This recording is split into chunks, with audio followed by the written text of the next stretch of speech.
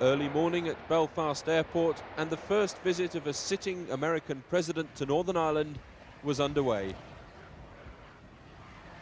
A day given over to carefully staged managed symbolism rather than substance, the president's time equally divided between Protestant and Catholic areas. But in both, he and his wife were eagerly awaited by people here. And by the press for a visit designed to set the seal on the twin-track peace process and to hammer home the message that peace here equals prosperity.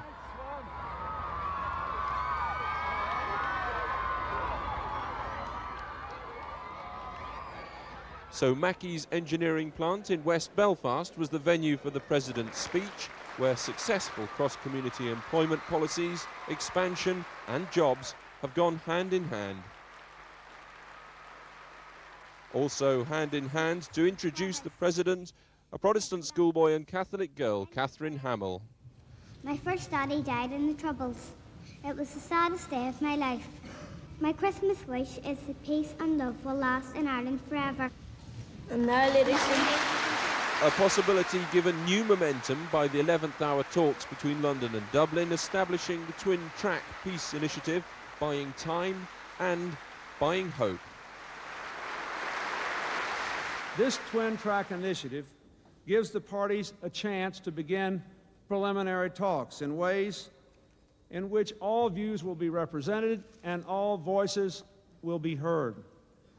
It also establishes an international body to address the issue of arms decommissioning. I hope the parties will seize this opportunity. Engaging in honest dialogue is not an act of surrender. It is an act of strength and common sense.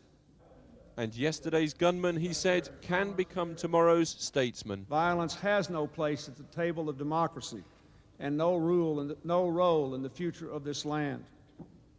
By the same token, you must also be willing to say to those who renounce violence and who do take their own risks for peace that they are entitled to be full participants in the democratic process. Some loyalists said it was predictable stuff and didn't address what they see as the key problem. It could have been maybe harder in Sinn Féin, because Sinn Féin are the ones that have impeded progress this last lot of months. He did mention punishment beatings, but I think it could have been harder on Sinn Féin. Everybody knows rightly that the IRA is not going to give up their weapons no matter what they say or do, and we know there will be a climb down from the governments again. But this wasn't really a day for politicking. The simple fact of the visit of the world's most powerful person was in itself a startling endorsement for peace, from the sharpshooters on the roofs to the 3,000 RUC officers deployed with regulation lunchboxes, and the US Secret Servicemen muttering into shirt-sleeve microphones,